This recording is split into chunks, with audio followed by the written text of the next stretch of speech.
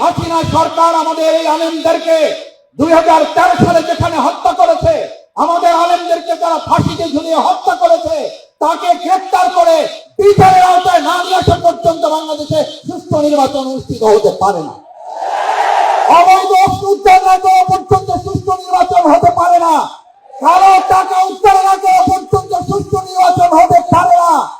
সুতরাং যারা এখন নির্বাচন করছেন, আমি তাদেরকেও বলতে চাই, আসুন আগে অবৈধ অস্ত্র, অবৈধভাবে কালো টাকা এবং খুনি সন্ত্রাসীদেরকে গ্রেফতার করে শাস্তির আওতায় না নিয়ে আসলে আমাদের দেশে সুষ্ঠু নির্বাচন হয়তো আদৌ সম্ভব হবে না। শেষ কথা হচ্ছে, ভাইয়েরা আসুন, আমাদের প্রিয় মাতৃভূমি বাংলাদেশের জন্য যদি সুন্দর একটা বাংলাদেশ বিনির্মাণ করতে হয়, সেই সুন্দর বাংলাদেশ বিনির্মাণের শুধু স্লোগানগুলো হবে আমাদের মুফতি ফজলুল হক আমিনী রাহিমাহুল্লাহ, তাদের যোগ্য উত্তরসূরি যারা এখানে আছেন, আমরা ইসলামপন্থী দলে যারা কাজ করি, আমাদের 2009 সালের পর থেকে তারা প্রথম দিকে দলকে টার্গেট করে, তারা টার্গেট করেছে ইসলামপন্থী আলাদের। জেলখানায় আমাদেরকে এক জায়গায় রাখা হতো, একটা ব্যারিকেড দিয়ে আমাদেরকে যখন গ্রেফতার করে ভিতরে ঢুকানো হলো, বললো যে আপনাদের জঙ্গি লোকেরা আছে। আমি বললাম জঙ্গি লোকেরা? বলছে হ্যাঁ, এক জায়গায় আপনাদেরকে রাখা হয়েছে, তাদেরকে বের হতে দেওয়া হয় না।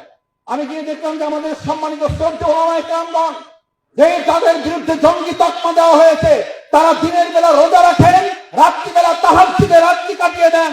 আমি প্রশাসনকে বললাম আমাকে এই বারান্দা থেকে বের করবেন না, এই বারান্দায় আটকা পড়ে থাকতে চাই। যারা সারাদিন রোজায় কাটায়, সারাদিন তাহাজ্জুদে কাটায়, তাদেরকে পরিচিতি দেওয়ার শক্তি পৃথিবীর কারো থাকতে পারে না। আমাদেরকে বারান্দায় আটকাতে পারেন, কিন্তু জনগণের হৃদয় থেকে আমাদেরকে আটকাতে পারেন নাই। আপনারা ব্যর্থ হয়েছেন। 2024 সালে 5ই আগস্ট আপনাদেরকে ছাত্র জনতা ওলামায়ে কেরাম ব্যর্থ করেছে। ভবিষ্যতে আপনাদেরকে ব্যর্থ করে ইসলামের ভিত্তিতে বাংলাদেশ পরিচালিত হবে।